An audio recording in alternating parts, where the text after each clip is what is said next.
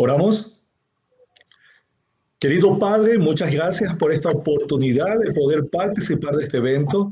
Queremos pedir la bendición y la presencia de tu Espíritu Santo para que nuestras mentes sean iluminadas y para que podamos entender el mensaje que se va a transmitir.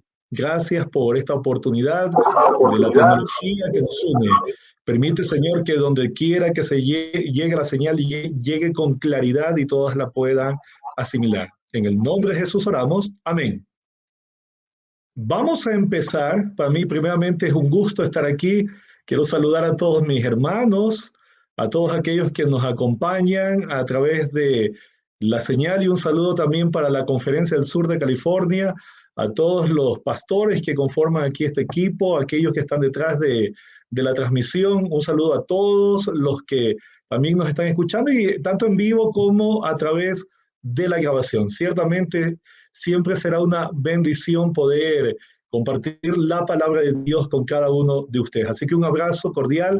Para mí es un gusto saludarlos nuevamente. Y bueno, vamos a compartir. Quiero que en este momento vamos a compartir aquí un PowerPoint ilustrativo. Este PowerPoint nos va a ayudar a ilustrar lo que queremos transmitir. Ustedes ven aquí, el tema lleva como título Los movimientos disidentes y los desafíos para la misión de la IASD, la Iglesia Adventista del Séptimo Día. Eso es lo que vamos a estudiar. Hay un texto en Romanos, capítulo 16, versículo 17 y 18, donde el apóstol Pablo dice: mas os ruego, hermanos, que os fijéis en los que causan divisiones y tropiezos en contra de la doctrina que vosotros habéis aprendido, que os apartéis de ellos, porque tales personas no sirven a nuestro Señor Jesucristo, sino a sus propios vientres, y con suaves palabras y lisonjas engañan los corazones de los ingenuos. Ustedes pueden darse cuenta, hermanos, aquí que ya habían movimientos divisionistas en la iglesia primitiva. El apóstol Pablo está hablando aquí justamente de eso, de personas que causaban divisiones y que ponían tropiezos en contra de la doctrina. Y aquí las personas de esta época pues estaban tratando de usar como estrategia suaves palabras. Ustedes notan, palabras muy suaves, palabras que pudiesen de alguna manera ser persuasivas. ¿Para qué? Para engañar el corazón de aquellos que son ingenuos.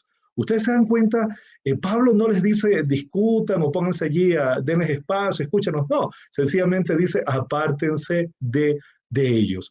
Y a partir de esta realidad que se daba en la iglesia primitiva, nosotros podemos trasladar esta situación al presente.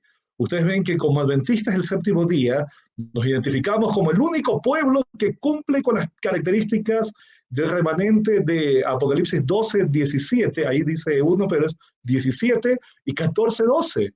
Y los adventistas comprenden que Dios los llamó para predicar el último mensaje de misericordia al mundo. Es ese mensaje contenido en el mensaje triangélico de Apocalipsis 14, 6 en adelante. Por tanto, a la luz de esto, nosotros entendemos y sabemos que no hay base profética, cuando digo profética, ni en la Biblia ni en el espíritu de profecía, para el surgimiento de otro remanente visible después de la iglesia adventista del séptimo día. Sin embargo, igual como en los tiempos de la iglesia primitiva, se han levantado en la historia de la IASD personas, movimientos que han cuestionado la identidad de la IASD. La literatura adventista los llama de diversas maneras. Algunas veces les da el nombre de separatistas, de movimientos independientes, divisionistas, ministerios independientes, pero es más común movimientos disidentes. Déjenme aclarar que no estamos hablando aquí de esos movimientos de apoyo. No estamos hablando de aquellos grupos que apoyan a la iglesia y que están en armonía con la misión de la obra. No nos referimos a ellos. Nos referimos a esos movimientos que de alguna manera cuestionan tanto la doctrina, la autoridad, o que de alguna manera no están en armonía con la IASD. Por tanto, ¿cuál es el propósito del tema de hoy? Bueno, básicamente tres cosas. Ustedes ven aquí, vamos a definir qué es un movimiento disidente. Vamos a proponer una clasificación de estos movimientos y vamos a hacer una breve evaluación a la luz de la Biblia y el espíritu de profecía. Como es de entender, por obvias razones, no podemos hablar de todo lo que nos gustaría de este tema. Sin embargo, vamos a tratar de alcanzar estos tres objetivos. Estos son los tres objetivos que busca el tema. En primer lugar, ¿cómo definimos el término disidente? Cuando uno va, por ejemplo, a diccionarios, dice allí que es el diside. Y el que diside es una persona que se separa de la común doctrina, creencia o conducta. Eso que está entre comillas porque lo tomé de la literatura que define la terminología de un disidente. Por tanto, cuando nosotros tomamos esta idea y la trasladamos al campo religioso de la Iglesia Adventista, podemos decir que disidente es un miembro, un adventista que fue parte de la Iglesia, pero que por diversas razones decidió separarse. Hermanos que decidieron separarse, y noten aquí que la separación puede ser física o doctrinal. A veces puede darse una u otra, a veces se da ambas. Algunas veces se dan las dos, algunas veces se da solo una, solo la otra, pero en definitiva ya no reconocen la autoridad de la Iglesia y por tanto adoptan posiciones propias en la práctica y en la doctrina. Por tanto, a partir de esta definición, vamos a clasificar a los movimientos. ¿Cómo definiríamos estos movimientos de acuerdo a esto? Bueno, yo he tomado como punto de partida, tomando en cuenta a partir de la Iglesia Adventista, vamos a llamar a esto una clasificación geográfica, por decirlo así, y tenemos desde esa perspectiva a movimientos externos a la Iglesia Adventista y también internos. Y dentro de los externos tenemos aquellos que han apostatado de la doctrina y aquellos que dicen creer en el mensaje. Pero ustedes ven, están fuera de la iglesia. Los unos han apostatado de la doctrina y los otros, pues, están también fuera, aunque afirman creer en el mensaje. Y por otro lado, tenemos también movimientos internos, es decir, no se han ido. Los que sin separarse ya están separados. Vamos a hacer rápidamente una evaluación de estos grupos. Es más fácil, de paso, es más fácil hablar de esta forma de clasificarlos que mencionar nombres, ¿verdad? Nombres específicos, porque hay tantos y algunas veces no es tan clara la clasificación cuando mencionamos un nombre, por tanto hemos decidido hacerlo así. Los que están fuera de la iglesia, acuérdense que dentro de los que están fuera, están ahí en primer lugar los que han apostatado del mensaje. Algunos dicen, pero ¿podemos llamarlos disidentes? Por supuesto que sí, porque no se olviden que un disidente es aquel que se separa. Y estos son los que efectivamente fueron adventistas, pero se separaron de la iglesia. Pero tienen algo diferente a los otros. Hay algunos hermanos que estuvieron en la iglesia, pero no están más, se fueron, pero se volvieron indiferentes al mensaje, se volvieron indiferentes a la iglesia. Estos de aquí, en cambio, al irse a la iglesia, decidieron atacarla. Y atacan doctrinas distintivas como el santuario, el don profético, la ley, el sábado, la organización. Bueno, atacan todo lo que ellos creen que pueden atacar y utilizan el internet y utilizan publicaciones y diferentes metodologías para contradecir el mensaje adventista.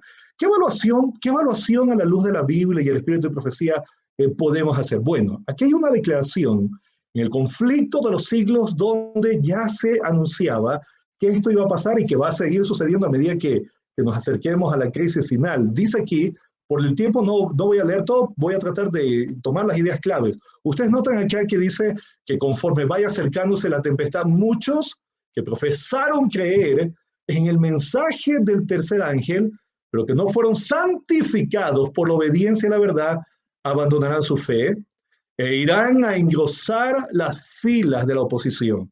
Y ella va a mencionar allí personas de talento, de elocuencia, personas de grandes facultades se van a convertir, la última cita dice ahí, que se van a convertir en los enemigos más encarnizados de sus hermanos de antaño. Así que no es una sorpresa que esto suceda, ya sabíamos que esto iba a pasar y de hecho también sabíamos que se iba a dar un rechazo a la doctrina del santuario. Ustedes saben que la doctrina del santuario no es solamente una doctrina más entre otras. La doctrina del santuario, tal como la hemos recibido los adventistas del séptimo día, es el fundamento de nuestra fe, porque a través de la doctrina del santuario podemos demostrar y probar todo el sistema teológico adventista. Y de hecho, Todas las doctrinas adventistas están basadas en la doctrina del santuario. Y por eso dice aquí, surgirán engaños de toda clase, el enemigo introducirá falsas teorías como la doctrina de que no hay santuario. Este es uno de los puntos que inducirán a apartarse de la fe. También vemos, y de paso, ¿por qué se produce este ataque? Ustedes ven aquí, yo no voy a leer la cita, pero aquí la cita dice que una de las razones por las cuales se ataca con mucha fuerza el santuario, justamente porque muestra la vigencia de la ley de Dios, la vigencia del sábado, y obviamente esto es un ejemplo de lo que hace la doctrina del santuario. La vigencia del santuario, el entendimiento del santuario como un principio hermenéutico nos permite establecer un firme fundamento para toda la doctrina adventista. Por eso es atacado por aquellos que se van, pero no, ellos estuvieron, no fueron certificados, no entendieron o fueron confundidos y se fueron. Otro ataque es hacia el don profético, y dice aquí, es el plan de Satanás debilitar la fe del pueblo de Dios en los testimonios. Satanás sabe que los engañados no se detendrán allí, y es así. Cuando nosotros vamos al espíritu de profecía encontramos las indicaciones que el remanente necesita para este tiempo final. Satanás sabe eso, por tanto lo ataca. No se olviden que una de las características del remanente es justamente la presencia del espíritu de profecía o el testimonio de Jesucristo, que no es otra cosa sino el mensaje de Cristo a la iglesia por medio de un profeta. Por eso, esta es una característica atacada, donde los enemigos, pues, estos que se han ido, lo atacan. Por otro lado, están aquellos que también se fueron, son externos, no se olviden que estos están fuera, pero ellos dicen que creen en la doctrina.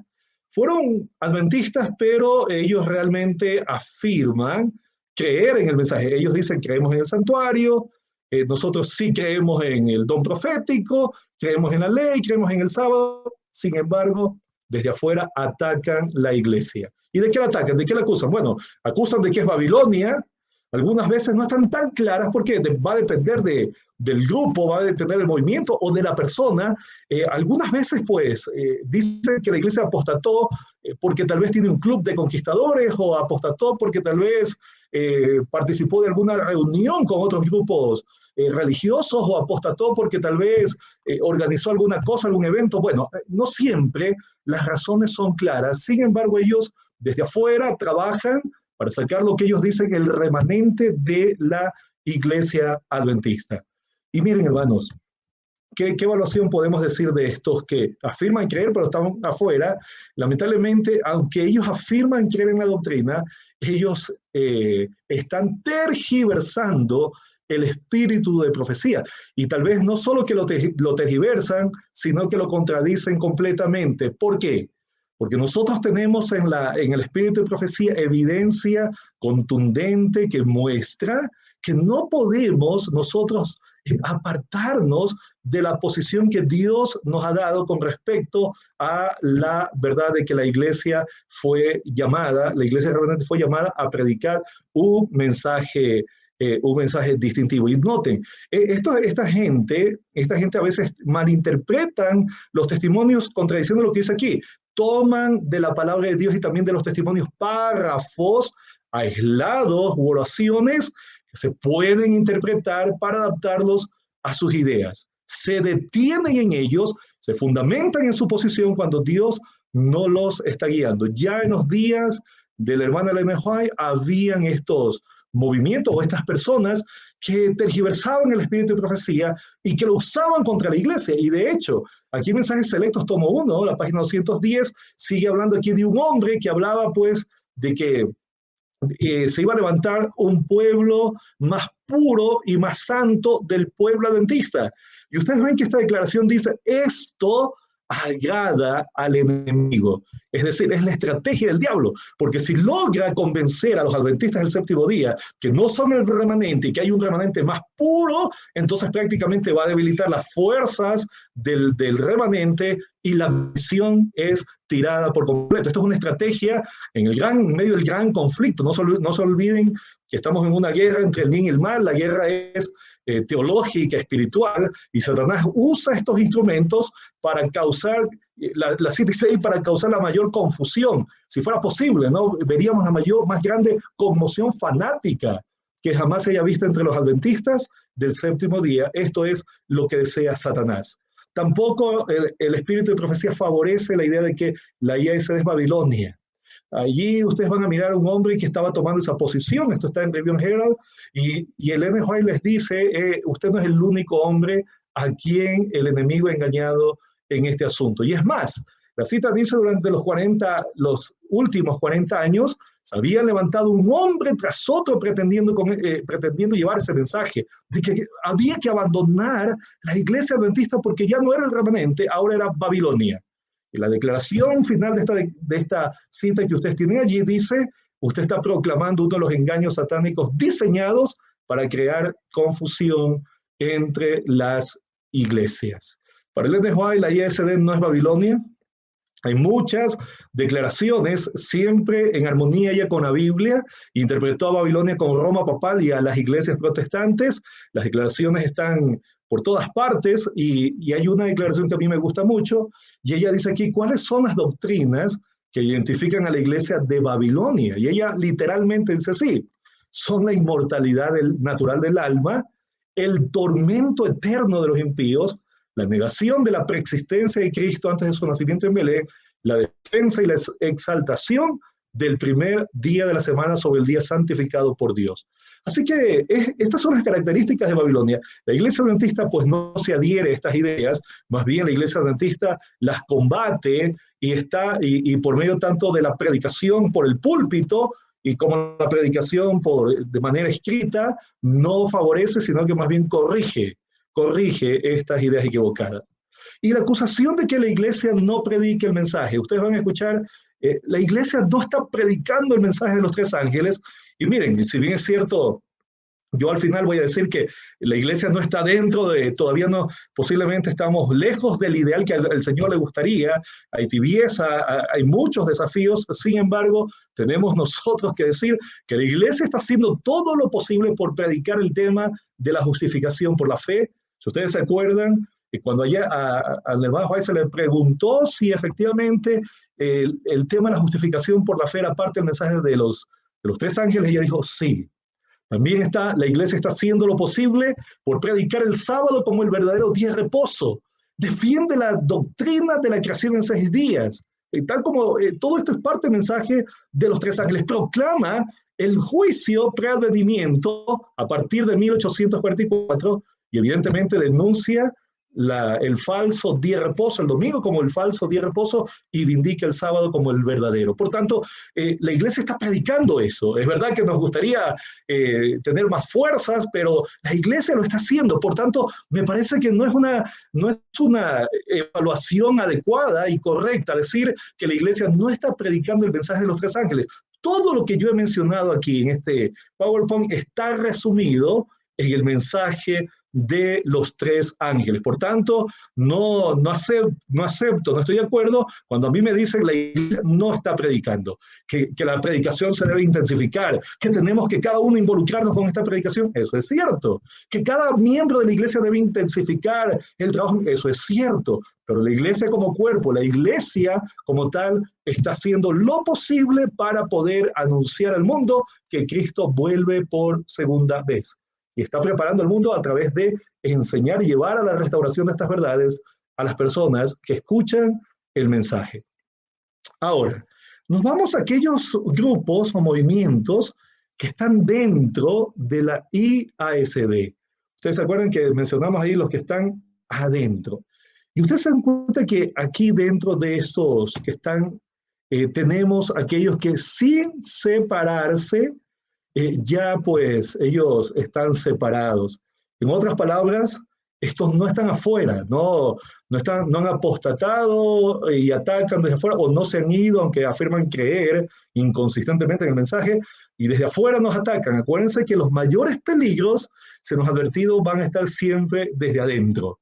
Y estas personas van a nuestras iglesias, se reúnen en nuestras iglesias, participan de nuestros cultos, de nuestros programas, están allí en medio de nosotros, pero lamentablemente no reconocen la autoridad de la iglesia ni tampoco de sus dirigentes.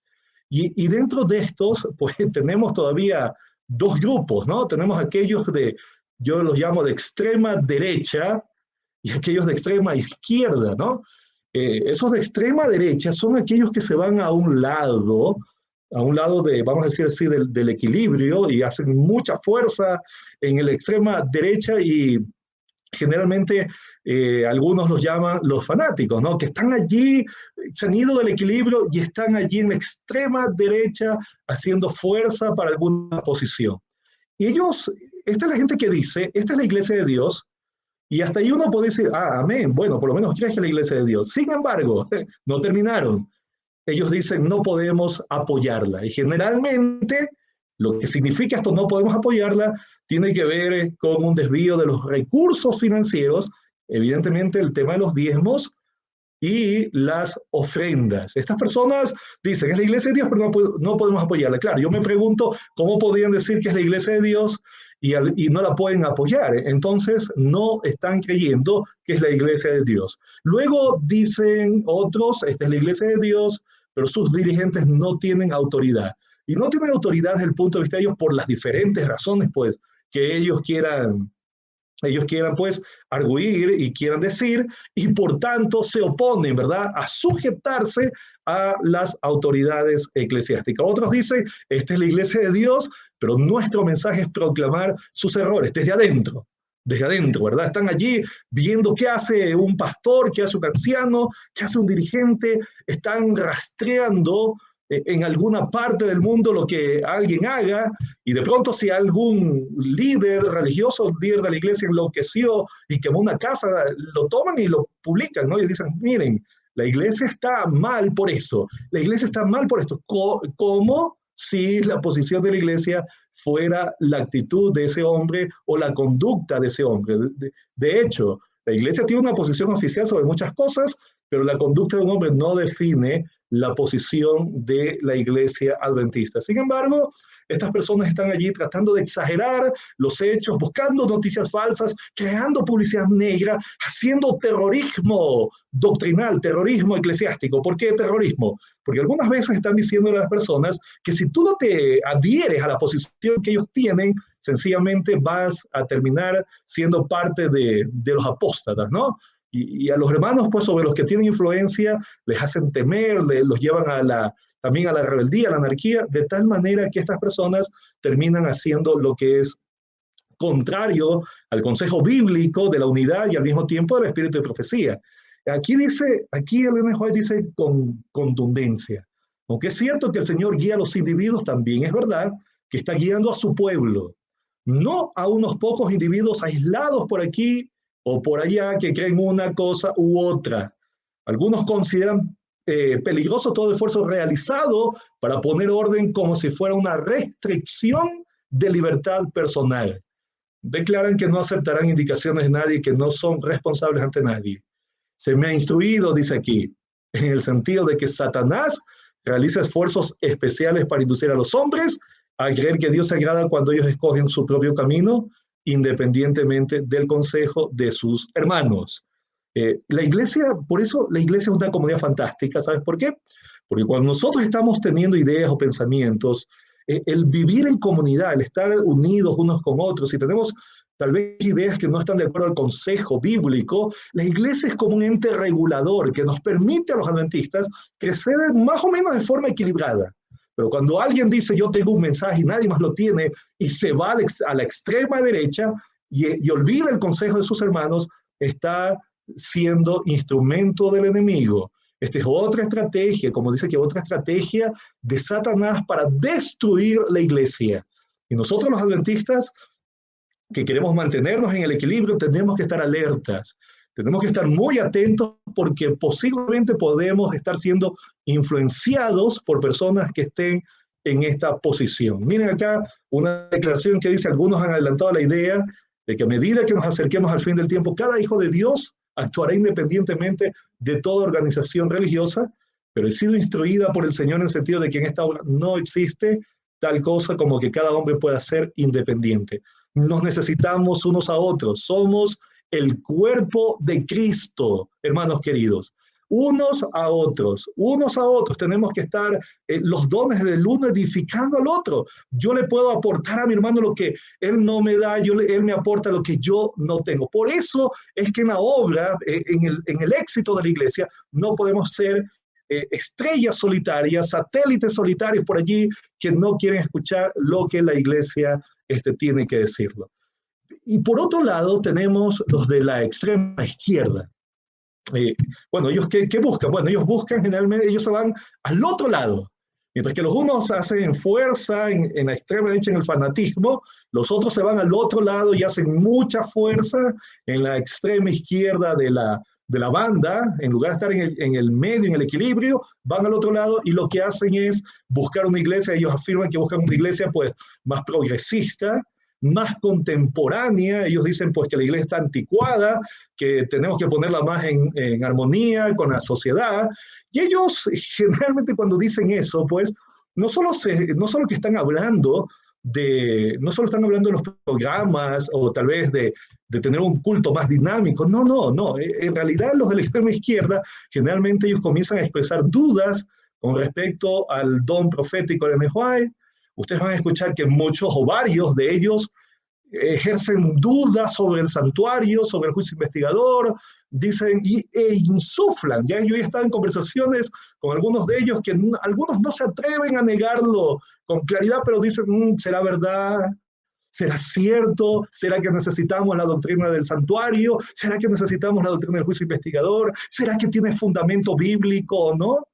Así que comienzan a insuflar que posiblemente esto carece de fundamento y lo que quisieran es que la iglesia pues se deshaga de estas doctrinas, ¿no? Rechazan también que la IASD sea la iglesia remanente, pues afirman pues que es una posición demasiado pretenciosa creer que Dios nos ha levantado justo a nosotros para cumplir este cometido especial de predicar la verdad en el tiempo del fin.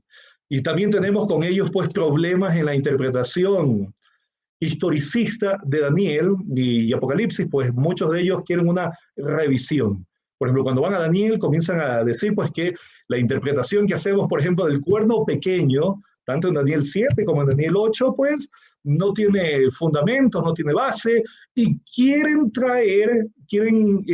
valerse de las interpretaciones de otros grupos religiosos, evangélicos sobre todo, para introducir una interpretación diferente a la nuestra. Nosotros como adventistas somos historicistas, y no somos por capricho, lo somos porque encontramos en el texto bíblico, tanto en Daniel, en Apocalipsis y en toda la Biblia donde se habla de las profecías, encontramos que Dios ha revelado las profecías de una manera que se van desarrollando a lo largo de la historia.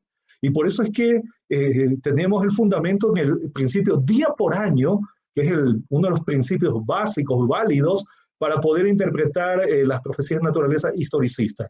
Así que ellos dicen que el cuerno pequeño es Antíoco Epífanes, un rey Seleucida que vivió un siglo y medio antes de Cristo y que atacó a los judíos en la época macabea, ¿no? Y entonces ellos quieren decir que eso es. Y cuando ellos hablan de actualización, en realidad no es una novedad, no es una actualización, en realidad están trayendo las viejas aguas ya fermentadas de Babilonia que niegan pues la aparición aquí de Roma papal y las traen, las quieren insertar pues en Daniel. Y con Apocalipsis lo mismo, ¿no? Cuando quieren interpretar el tema de la bestia, el tema de la mujer de Apocalipsis 17, ya no la ven como una referencia pues a Roma papal, al papado, como historicista, como lo hemos hecho a lo largo de la historia, basados en fundamentos bíblicos, sino que quieren reinterpretar.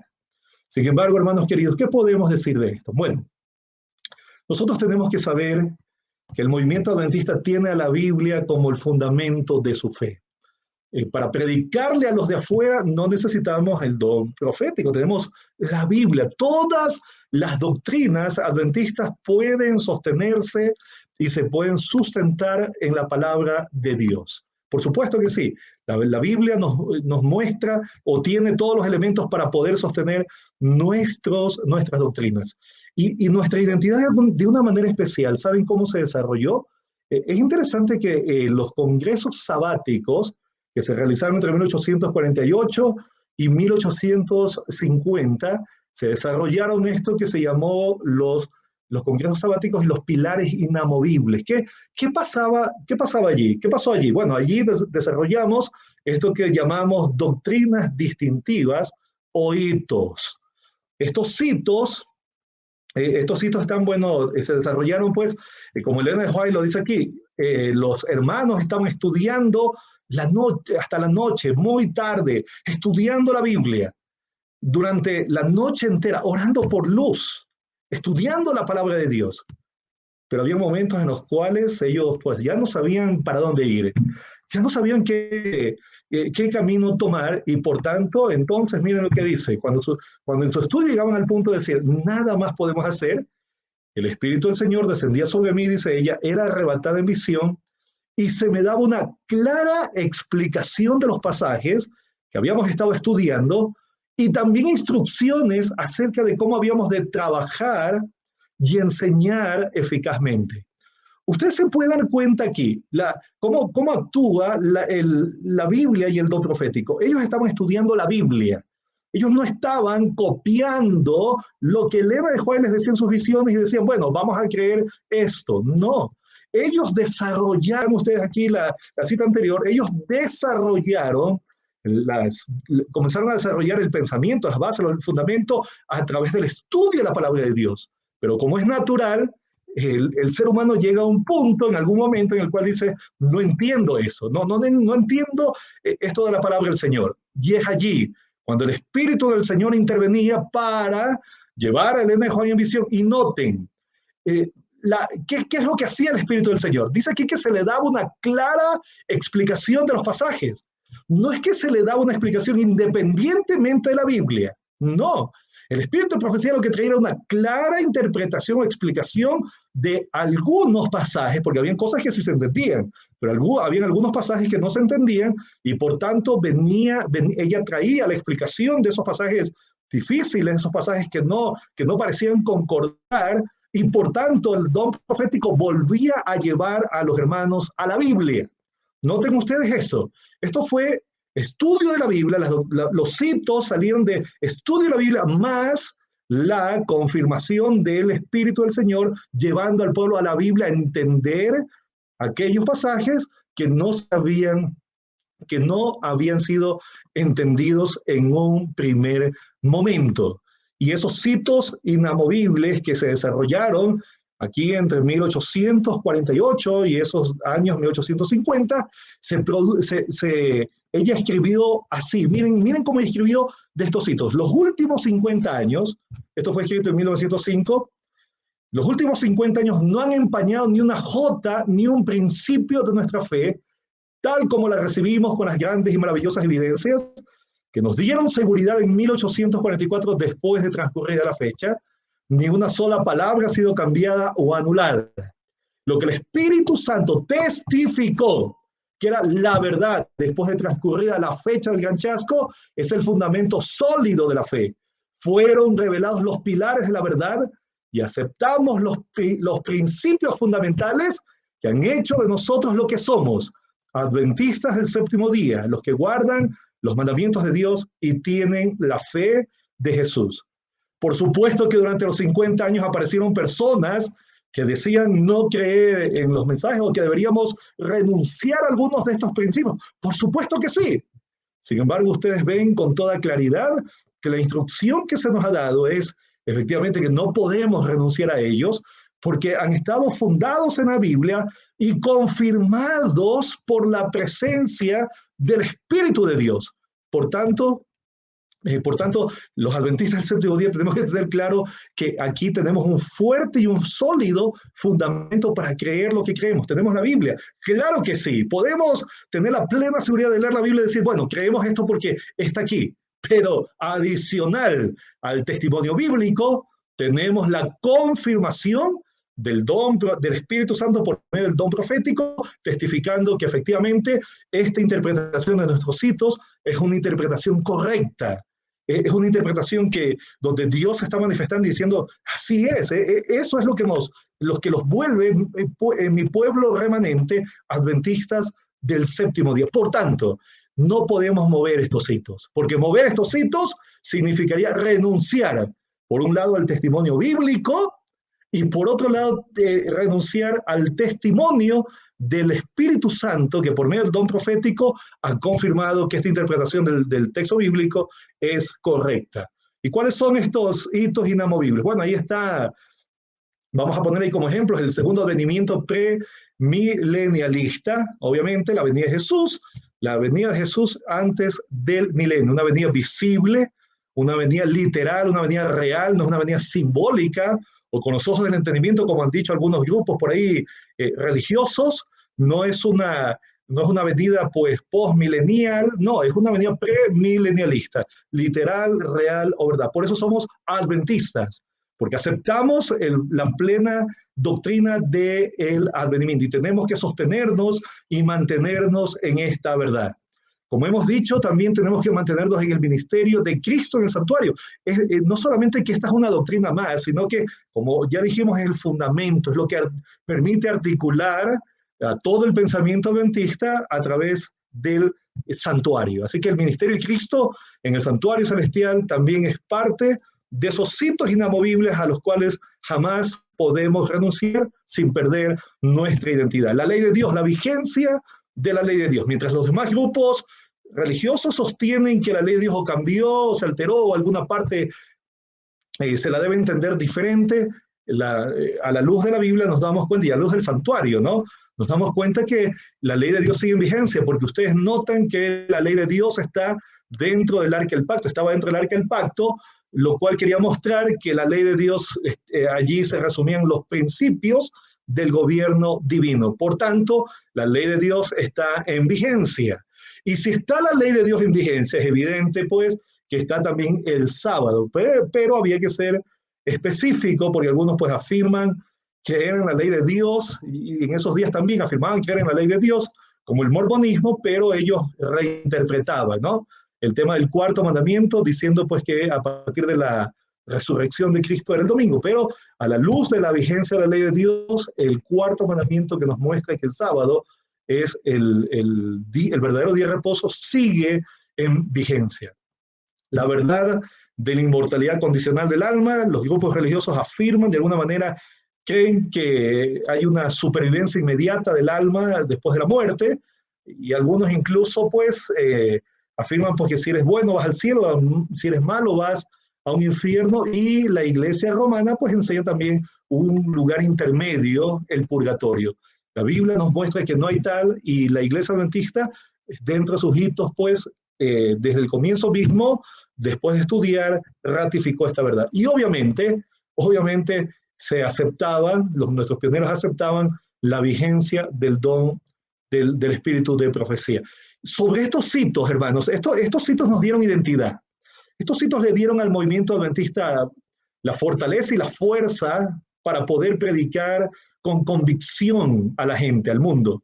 Y a medida que iba transcurriendo el tiempo, alrededor de estos hitos fuimos entendiendo otras verdades, se fueron desarrollando otros conceptos. Nosotros obviamente creemos en el entendimiento, en el desarrollo progresivo, en el entendimiento progresivo de la verdad, de la luz, y evidentemente hemos llegado ahora a tener estas 28 creencias que de alguna manera se articulan con todo, están en armonía con todo esto, ¿no? Así que nuestros hitos inamovibles son aquellas creencias que nos permiten identificarnos como adventistas. Si logramos o si sacamos esto, como sugieren algunos de los personajes de la extrema izquierda, de aquellos que están defendiendo una posición más liberal, dejaríamos de ser lo que somos, dejaríamos de ser el remanente que el Señor tiene. Y bueno, casi que estamos ya llegando a la parte por el tiempo. Quiero decirles, hermanos queridos, algunos preguntan, bueno, ¿y la iglesia entonces es perfecta, no? Déjenme decirles que obviamente la iglesia no es perfecta. Pero sin embargo, cuando digo perfecta, es decir, que no tiene errores. La iglesia sigue teniendo sus características, pero déjenme decirles, Cristo cuida de su cuerpo. Acuérdense que la iglesia no es cualquier cosa. Cristo cuida de su iglesia a pesar de sus debilidades, porque es su cuerpo. Él es la cabeza. Y si estamos plenamente convencidos a la luz de las profecías que Dios levantó esta iglesia, el remanente, para anunciar al mundo para decirle a la gente que Cristo vuelve pronto, tengan la plena seguridad de que Cristo está velando por este pueblo, por su iglesia, por el movimiento adventista, el pueblo que Dios levantó. Y tenemos declaraciones en esa dirección. Miren lo que dice aquí. ¿No tiene Dios una iglesia viva? Pues Él tiene una iglesia, pero es la iglesia militante, no la iglesia triunfante. Eso sabemos, ¿no? Todavía estamos militando. Y dice aquí, lamentamos que haya miembros defectuosos, que haya cizaña en medio del trigo. Aunque existen males, y los habrá, y yo puse en amarillo para que tengamos claro esto, aunque los habrá hasta cuándo, hasta el fin del mundo. Vamos a estar en un gran conflicto, hermanos queridos, hasta el fin del mundo. Es decir, no es porque tal vez la culpa, si cambiamos de pastor, se van a resolver los problemas de mi iglesia o de mi distrito, o de mi conferencia, o de si cambiamos al presidente de la unión, o de la división, o de la asociación en general, entonces se van a acabar los problemas en la iglesia, los males van a olvidarse y ahora sí la cosa va a ser diferente. Déjenme decirles que no. ¿Hay males en la iglesia? Sí, el espíritu de profecía lo admite y los va a ver hasta el final del mundo. Tenemos que ser conscientes de eso. Cuando entendemos esta realidad, ¿sabes qué? No vas a vivir con expectativas frustradas. Y conozco hermanos con expectativas frustradas, totalmente negativos, totalmente pensando que la iglesia va a fallar, va a fracasar. No, no te preocupes. Va a haber una lucha hasta el final. Por supuesto que sí. Pero la iglesia sigue siendo la iglesia. Por eso dice aquí, la iglesia debilitada y deficiente, que necesita ser reprendida, amonestada y aconsejada, lo puse en amarillo, es el único objeto de esta tierra al cual Cristo concede su consideración suprema. Interesante. A pesar de que su iglesia tiene debilidades, Cristo le da su máxima consideración. ¿Por qué su iglesia? Su iglesia somos nosotros. Tú, yo, ¿no? Cada uno de aquellos que hemos aceptado a Jesús y estamos parte, militando dentro de este pueblo y estamos en armonía con su mensaje, nos identificamos con este mensaje, el Señor nos conoce y está trabajando en cada uno de nosotros. Y por el hecho de que nosotros somos parte de esta iglesia, debilitada y deficiente, es que Él todavía tiene que reprendernos porque nosotros, de manera individual, pues a veces no siempre estamos viviendo a la altura de la luz que tenemos, nos tiene que amonestar porque algunas veces no estamos moviéndonos a la velocidad que el Señor quiere y a veces estamos tomando decisiones que no son la voluntad de Él y por tanto nos aconseja. Sin embargo, es el único objeto al cual Él sigue dedicándole su consideración suprema y lo va a hacer hasta el final del tiempo. Y cuando tenemos una crisis, ¿qué hay que hacer cuando se presenta una situación difícil? Bueno, aquí yo tomé una declaración del Espíritu de Profecía donde se nos da 3 consejos. Ella da este consejo en el contexto de aquellos que dicen que no van a pagar el diezmo porque no tienen confianza en cómo se administra la iglesia. Y ella pregunta, ¿robaréis a Dios porque pensáis que la dirección de la obra no es adecuada? Y miren, yo les puse aquí los numeritos. Primero, presentad vuestras quejas claramente y con franqueza. Eso significa que en lugar de diseminar los problemas por Facebook o por WhatsApp o ponerlos en tu Instagram o tu Twitter, lo que tienes que hacer es ir a las personas que los pueden resolver. Si el problema está con tu pastor, conversa de manera clara con tu pastor. Si está con el dirigente de la conferencia, conversa con él. Si es con otra persona, habla con la persona. No ganas nada extendiendo o tratando de decir, hay este problema, y lo lanza al Facebook. La pregunta es, ¿quién va a resolver el problema? Anda a la persona que puede hacerlo. Notas aquí, y de paso, tal vez hasta me adelanté, pero dice aquí con el espíritu debido, es decir, no lo tienes que hacer un espíritu de discordia, con un espíritu de coraje, tienes que hacerlo como un hijo de Dios y a las personas responsables. No seas infieles porque otras personas no están obrando correctamente. Apliquemos, como dice aquí, Mateo capítulo 18. Ese es el consejo. Mateo capítulo 18. Si un hermano peca contra ti, tú, ¿verdad? Anda y conversa con él allí en privado. Y muchas cosas se podrían resolver de esa manera. ¿Y qué pasa? Si en última instancia hablo, converso con el Espíritu de Dios y todo lo demás, y en última instancia pareciera que las cosas no se resuelven, tranquilo. Tú has hecho tu parte. Tú sigues todos los mecanismos que la iglesia tiene, deja que Dios va a actuar. ¿O tú crees tal vez que Dios ha perdido el control de la iglesia? Por supuesto que no.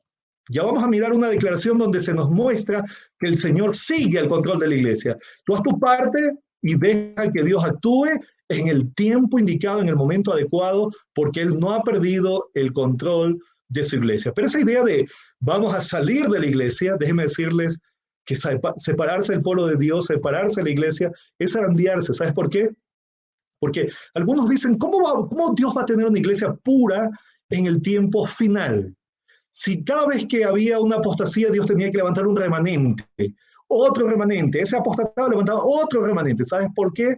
Porque Dios no podía estar sacando remanentes y remanentes y remanentes hasta el infinito, no podía ser, sino nunca podría terminar de sacar remanentes y remanentes, porque somos seres humanos.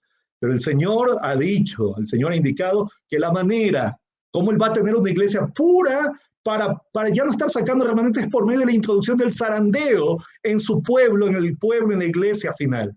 El zarandeo, la sacudidura, esta zaranda, ¿verdad? Que mueve a la iglesia como una zaranda que es movida de aquí para allá. Aquellos que se van de la zaranda son aquellos, no son los más puros, hermanos, son aquellos que están siendo zarandeados. Esa es la verdad.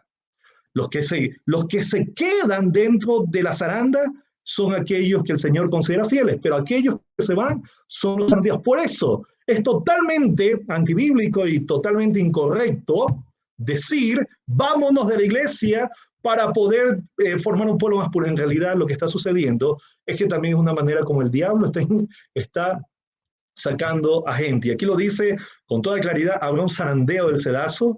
A su tiempo la paja debe ser separada del trigo. Puede parecer que la iglesia está por caer. En algunos casos va a pasar por crisis muy fuertes, muy grandes. Pero la iglesia, aunque es sacudida, aunque se mueve con mucha fuerza, hermanos queridos, la iglesia no caerá. Puede parecer, yo he pasado algunas crisis por allí, en algunos lugares, donde me he preguntado hasta cuánto va a durar esta crisis. Y diera la impresión que ya no da más en la iglesia. Sin embargo, la crisis lo que hace es de alguna manera purificar al pueblo de Dios. Se van aquellos que no están firmes, pero el pueblo de Dios, los verdaderos hijos de Dios, permanecen firmes. La iglesia no va a caer. Jamás pierdas de vista eso. Te puede parecer que la iglesia tiene un billón de problemas. Sí, por supuesto que sí.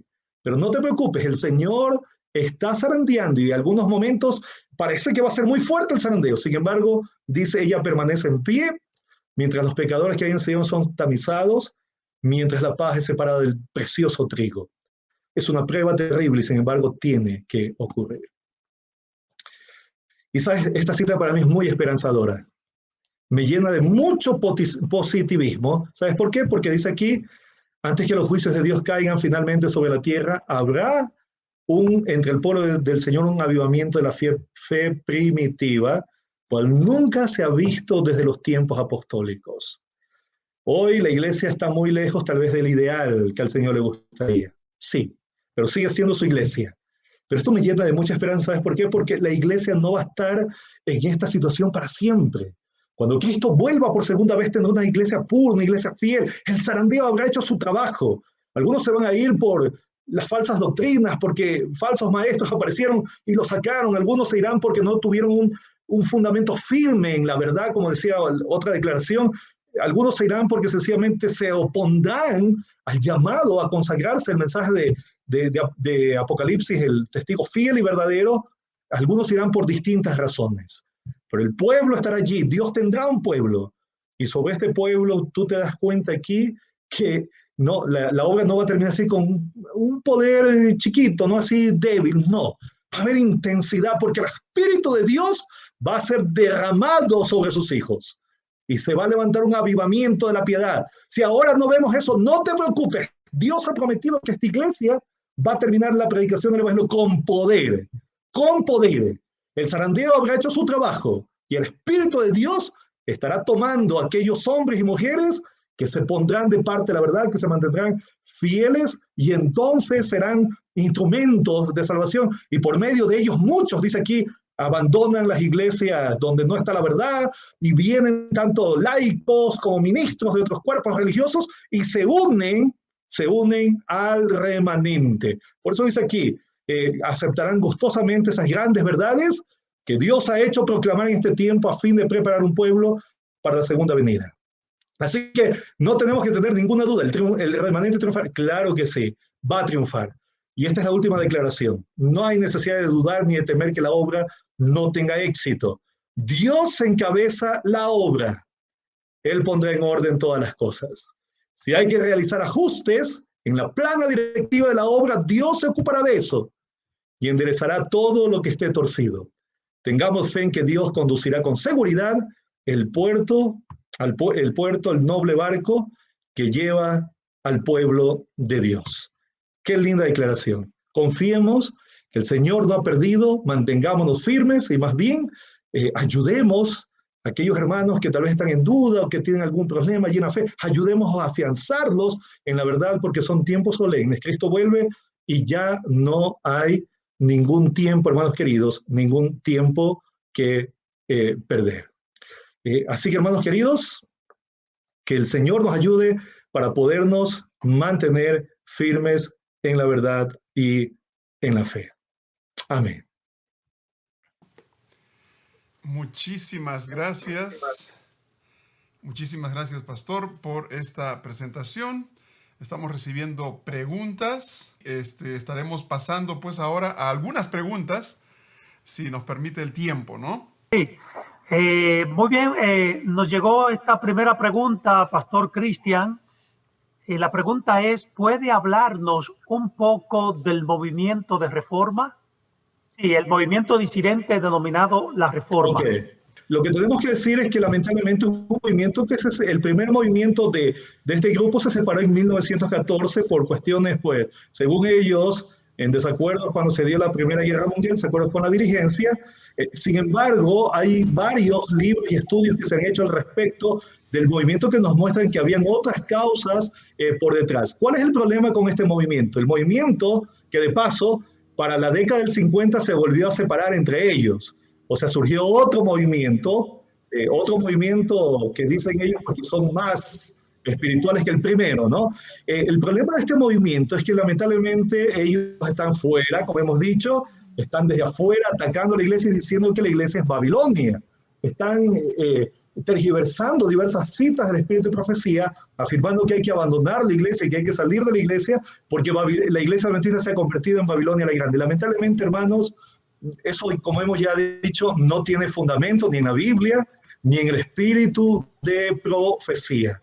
Con alegría tengo que decirles que he visto, y de hecho yo mismo he tenido entre mis alumnos en la Facultad de Teología, algunos que pertenecían a este movimiento y que se han unido a la iglesia. No son más de ese movimiento porque se dieron cuenta que estaban unidos a un movimiento que no tiene fundamento profético para existir. Es un movimiento que surgió porque sencillamente surgió. No hay ninguna base bíblica, ni en la Biblia, no hay ninguna profecía que indique que tenía que surgir, no hay nada en el espíritu de profecía que les dé una existencia, una validez a su existencia y por tanto, al ponerse en contra de la iglesia adventista, lamentablemente están yéndose contra todo el consejo y cuando se dan cuenta de esto, ellos pues salen y vienen a formar parte de la iglesia adventista, algunos de ellos. A lo largo del mundo, pues, he visto que de este movimiento han salido muchos y se han unido a la iglesia adventista de séptimo día. Así que sí es un movimiento, es obvio, un movimiento disidente, que están afuera, que afirman creer, pero lamentablemente han tergiversado el mensaje. Y de hecho, ahora que me acuerdo, hace 2 meses bauticé a una señorita del movimiento de Reforma, que abandonó el movimiento y que está ahora militando en las filas de la iglesia porque ya comprendió que efectivamente estaba escuchando mensajes totalmente desequilibrados de lo que tendría que estar escuchando. Así que, hermanos queridos, más bien nosotros ayudemos. De paso, hay un libro que ha publicado, si mal no me acuerdo, hace algún tiempo, que habla del movimiento de reforma, y también la iglesia hace algunas décadas también publicó un librito que habla acerca del movimiento de reforma. Sería muy bueno que pudiese tratar de conseguirlos. Yo creo que en PDF se pueden conseguir ahora en Internet, donde ustedes pueden encontrar pues fechas, nombres y todo lo demás. Muchas gracias. Hay una pregunta que ha dado varias vueltas de diferentes ángulos, de diferentes páginas. Me parece que usted al principio mencionó algo de no mencionar nombres, pero están mencionando nombres y depende de usted si desea contestarla. Se menciona a David Gates y Esteban Bohr, si son disidentes y si lo fueran, ¿por qué?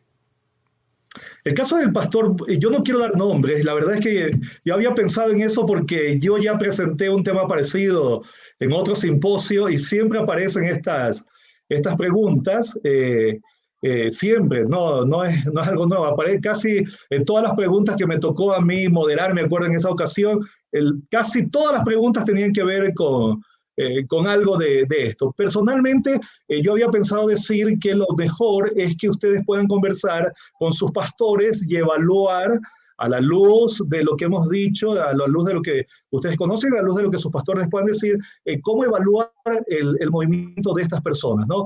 Personalmente no considero que el pastor Bohr sea un disidente.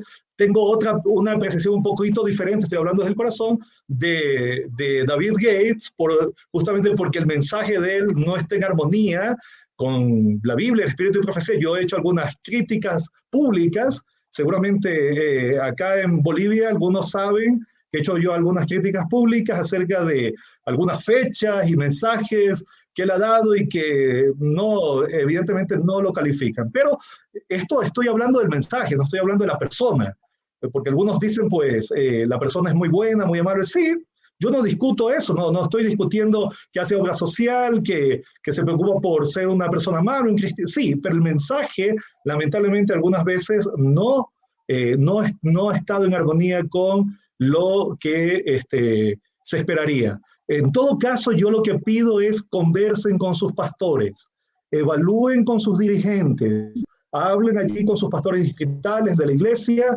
con los pastores de tal vez de las conferencias, y evalúen de las uniones, las misiones, porque esto está saliendo fuera de Estados Unidos, evalúen si un movimiento se ajusta a lo que estamos diciendo o no. Es la mejor manera, porque como hay tantos movimientos, y nos podemos decir todos los nombres, es posible que no siempre uno encaja 100% en todo, y por eso mejor yo hice una clasificación así, más general, para que los hermanos puedan tener de manera más clara cómo podríamos visualizar todo el panorama. Así que conversen con sus pastores para evaluar el ministerio de los diferentes nombres que pueden ir apareciendo en la lista. Excelente, gracias, excelente respuesta. Y como usted mencionó también en uno de los slides, a veces muchos de estos movimientos disidentes, no todos, pero muchos involucran la parte del dinero, ¿no? Y entonces Sí. ahí es donde se pone tensa la cosa porque pues es como que es fácil predicar así, ¿no? Yo te digo la verdad, ven para aquí y me das tu dinero y hacemos, ¿no? O sea, es fácil sacar algo de donde ya está organizado, de la iglesia, sacarle a alguien, ¿no? Y de hecho, sacar dinero de la iglesia, si la iglesia es el remanente de Dios, realmente es un atentado muy grave contra la misión. Cuando digo la misión, contra la predicación, porque significa disminuir los recursos que la iglesia necesita para terminar la predicación del evangelio. Tanto en la Biblia como en el Espíritu y Profecía se nos dice con toda claridad que a medida que se vaya acercando la crisis final necesitaremos más recursos, no menos, más recursos. Si tuviéramos más recursos, tendríamos más escuelas, más casas publicadoras, más misioneros, más pastores, más iglesias, más antenas de televisión, o sea, tendríamos más maneras de predicar el evangelio. Pero cuando estas personas se colocan como instrumentos del enemigo para decir, no le des a la iglesia y puedes redireccionar los recursos, en realidad están siendo instrumentos de una de las estrategias favoritas del enemigo, restar los recursos financieros que la iglesia necesita para terminar la predicación del evangelio. Y no deberíamos hacerlo así, hermanos. Debemos mantenernos en fidelidad. ¿Y por qué? Una cosa importante que yo siempre digo, estos movimientos casi nunca te presentan una auditoría. Tú te das cuenta, nunca. O sea, tú das el dinero y tú no tienes ni idea qué hicieron. Claro que por ahí ves una cosa, alguna cosa por aquí, pero es un manejo muy, muy particular de ellos, de los recursos. O sea, ya teológicamente está mal, pero lo peor es en la administración. la iglesia adventista tiene diferentes mecanismos para tratar de proteger el dinero. Tenemos una tesorera, tenemos una junta, tenemos comisiones, tenemos todo allí una reunión administrativa donde se miran los fondos, tenemos congresos, o sea, auditores internos, externos, o sea, hay un sinnúmero de mecanismos que la iglesia ha creado para tratar de darle transparencia al manejo de los recursos, al manejo del dinero, de tal manera que es muy difícil, ¿verdad? Es muy difícil que los fondos se vayan. Pero aún así, si alguien dijera, no, están siendo mal administrados, en última instancia deja que Dios va a juzgar a tal persona. ¿Recuerdas la declaración del Espíritu de Profecía que dijimos allí? No seas infiel, decía Ellen White, porque otros lo son. Si alguien está siendo infiel, si alguien está manejando mal los recursos, tranquilo. El Dios verdadero al quien servimos sigue al control de su iglesia. Él sabrá poner las cosas en orden a su debido tiempo. No nos metamos en las cosas que son del Señor. Excelente, excelente punto. Es algo, perdón, pastor Ezequiel, es algo que cuando yo hablo en mi iglesia les digo eso a los hermanos, ¿no? Aquí todo miembro de iglesia tiene derecho a pedir un reporte a tesorería, decir dónde están mis donaciones, ¿no? Y hemos tenido oportunidad a veces de encontrarnos, a veces ha habido malos entendidos, a veces ha habido equivocaciones y tenemos que aceptarlas, pero estamos sujetos a escrutinio, a auditoría, ¿no? Y a veces con los movimientos disidentes no pasa eso, ellos no tienen que rendir auditoría a ninguna entidad. Y viene a mi mente inclusive una historia hace muchos años atrás en Nueva York, en el estado de New York, una organización se puso el nombre debajo de la Iglesia Adventista del Séptimo Día y querían registrarse como que no podían pagar taxes. Se llama non-profit. Aquí no pagas impuestos porque eres una entidad religiosa. Y se pusieron adventistas del Séptimo Día. Y entonces en ese tiempo el gobierno les preguntó, si ustedes son adventistas, ¿son adventistas? Sí, somos adventistas. Entonces, ¿pero por qué no están con la iglesia adventista? No, porque nosotros somos separados, somos otra entidad. Entonces no son adventistas. No, sí somos adventistas. Pero entonces, ¿por qué no? O sea, para el gobierno es muy claro. O sea, si eres adventista, estás debajo de esta institución. Y tienes tu corporación que te cuida, que te registra, que te audita, ¿no? Y hasta el día de hoy, ese grupo tiene un problema con un terreno inmenso que tienen. No han podido venderlo, no han podido negociar, no han podido hacer nada. Ha sido una pérdida grande de todas esas donaciones que se dieron, porque el gobierno les está cobrando todos los impuestos acumulados y ellos insisten que son adventistas, pero no pertenecen a la iglesia bajo la sombra. No lo son, correcto. O sea, como miembros son, pero no como entidad. Entonces, eso a veces cuesta entender, ¿no? Pero es excelente el punto que usted trajo, pastor, acerca de la auditoría. Y pastor David, que tal vez para cerrar una idea, mientras usted me decía eso, vino a mi mente un testimonio de un auditor externo de acá de Brasil. Este auditor había estado haciendo auditorías, él no era adventista, era católico, había estado haciendo auditorías por muchos años a la iglesia, auditorías externas, y este hombre, al ver la transparencia del manejo de los recursos, cada año él era impresionado por el manejo de los recursos, por el manejo de la manera como se manejaba, hasta el momento que él llegó a ser tan impresionado que dijo, yo tengo que, me interesa conocer a los adventistas. Así que este hombre se llegó a interesarse, pidió estudios bíblicos y hoy él es un adventista del Séptimo Día porque hace unos 2 o 3 años se bautizó allí en Brasil. Así que ustedes ven cómo el manejo incluso de los recursos puede ser un testimonio favorable para aquellos que se acercan a la iglesia y pueden ver cómo la iglesia maneja los recursos y fue un testimonio, fue un recurso evangelístico, inesperado, pero el buen testimonio del manejo de los recursos ganó un alma para el Señor, una familia realmente para el Señor. Excelente, o sea, hay que tener cuidado con esos detalles, ¿no? Si tú te vas a un movimiento que te dicen que es el remanente, que te predican la verdad y comienzan a pedirte plata, o hay otros movimientos que dicen, vamos para allá, o váyanse ustedes, pero él no se va, abran los ojos, ¿no? Adelante, pastor Ezequiel. Sí, tenemos otra pregunta que nos llega a través del chat en el Facebook, y esta pregunta es, ¿actualmente se puede tener una nueva luz? actualmente se puede tener una nueva luz? Por Una supuesto, pregunta de verdad. pero hay que entender qué es nueva luz. O sea, una nueva luz siempre va a haber porque la Biblia pues tiene tesoros ilimitados en sus páginas. Hay verdades que hemos estado cavando así por encima, por la superficie, y hay mucho más que podríamos sacar de la palabra de Dios. Y por supuesto, eso se llama nueva luz. Una comprensión nueva de la verdad, un aspecto que tal vez no se ha explorado con la misma intensidad como lo podríamos explorar, eso también es una nueva luz. Pero hay que tener cuidado con esos conceptos de nueva luz que dicen, vamos a tener nueva luz porque estamos apagando las luces anteriores, las verdades, por ejemplo, nuestras verdades, sobre todo hitos, ¿no? Nuestras verdades que nos identifican, es decir, ya no vamos a predicar el sábado porque ahora tenemos la nueva luz que ahora estamos en el domingo o que ya no hay un día de reposo. Ya vamos a dejar de lado el santuario porque la nueva luz nos dice que nosotros ya pues ya el santuario pues no tiene nada que decirnos. La nueva luz, la verdadera nueva luz siempre va a estar en armonía con la luz anterior, armoniza.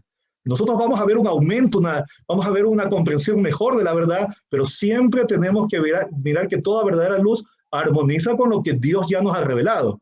Es decir, la nueva luz es por adición, no es por sustracción. O sea, no es que apagamos una vela y prendemos otra, eso no es nueva luz. Si quiero tener más luz en un cuarto, pongo otra vela, otra vela, otra vela, otra vela, o sea, voy teniendo más luz y armoniza con la luz que ya existe, de tal manera que yo logro ver cosas que tal vez no había visto, o sea, aspectos que ya estaban ahí, pero que yo tal vez no me había dado cuenta, pero con un nuevo conocimiento, una nueva comprensión de la verdad, me permite tener una nueva luz. Así que ese es el concepto correcto, nueva luz, y por supuesto, estamos anhelosos de nueva luz y continuamente tenemos que estar estudiando la Biblia para poder seguir obteniendo la verdadera nueva luz. Como una especie de la revelación progresiva, ¿verdad, pastor? Correcto, sí, correcto, exacto. Revelación progresiva y comprensión progresiva también de la verdad, correcto.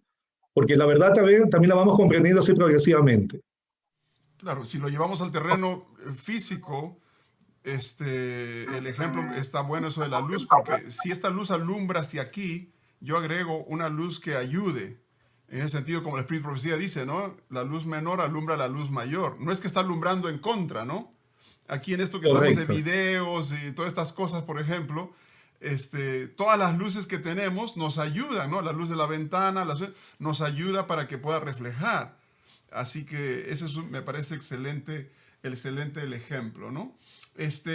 Hay un par de preguntas más. Dice, ¿cuál fue el primer movimiento disidente desde el 1844 hasta nuestros días? Algo medio histórica la pregunta, ¿no?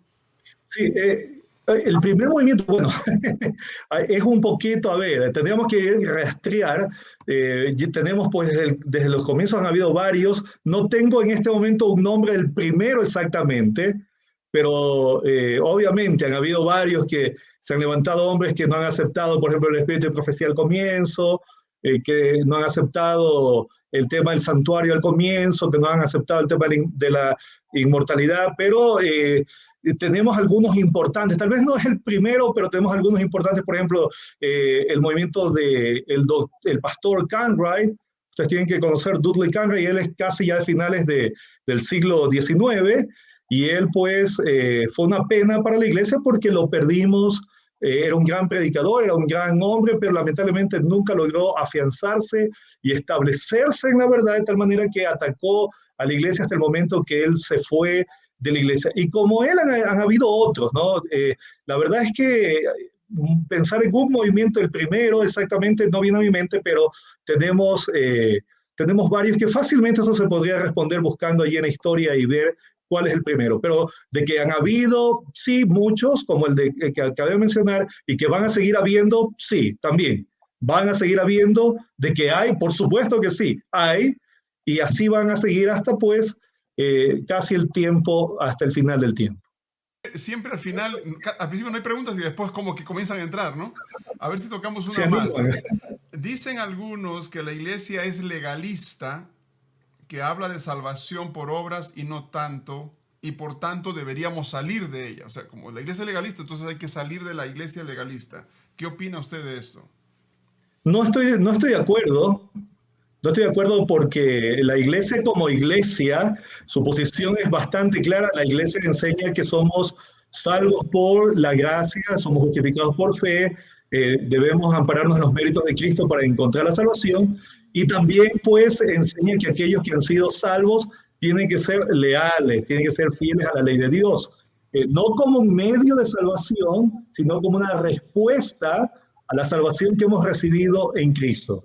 Así que no, eso no es legalismo. O sea, si alguien dice pues que somos legalistas por enseñar la vigencia de la ley de Dios, en realidad no estamos enseñando de manera oficial que la ley nos salva. Lo que estamos diciendo es que la ley está en vigencia porque es la respuesta de fidelidad al Dios que nos salva por gracia. Somos salvos por gracia. Y respuesta, obedecemos la ley de Dios. Eso no se llama legalismo, eso se llama lealtad. Empieza con L también, pero no es legalismo, es lealtad. Lealtad y legalismo son dos cosas diferentes. Ahora, que hay personas legalistas, sí, por supuesto que sí. Que puedes ir a una congregación donde posiblemente uno de los líderes tiene ideas legalistas, también es verdad. Pero eso no significa que es la posición oficial de la iglesia. Que vas a encontrar por ahí algún pastor, tal vez algún hermano, tal vez algún grupo, sí, es verdad, es cierto, pero no es la posición oficial de la iglesia. Así que no podemos generalizar y decir la iglesia adventista es legalista, porque para que tú digas que la iglesia adventista es legalista, tendrías que demostrar que efectivamente es la iglesia de manera oficial que enseña esta manera o este camino a ser legalista. No, la iglesia no enseña eso, la iglesia enseña lealtad, que es otra cosa, y nosotros nos amparamos siempre en los méritos de Cristo para alcanzar la salvación. La respuesta es la obediencia a la ley, pero eso, como dije, es lealtad, no legalismo. Así que no hay que generalizar, hermanos. Excelente. Muchísimas gracias, Pastor Cristian Álvarez, por su tiempo, por dedicar. Yo sé que entiendo que el horario de un profesor de universidad es muy apretado y nos ha dedicado este tiempo con el cambio de hora y todo. Un abrazo grande para usted, para sus estudiantes, a las personas. He visto varios comentarios de la Universidad Adventista de Bolivia. Un saludo grande para todos ellos y gracias por prestarnos a su profesor por este tiempo. Que Dios lo pueda bendecir. Pastor David, muchas gracias. Gracias por la invitación. Y Pastor Ezequías, también gracias por estar aquí acompañándonos. Para mí ha sido un gusto poder colaborar, aunque sea un poquito, con el simposio, y ojalá que haya sido de edificación, que el Señor haya usado este momento para edificar a su iglesia.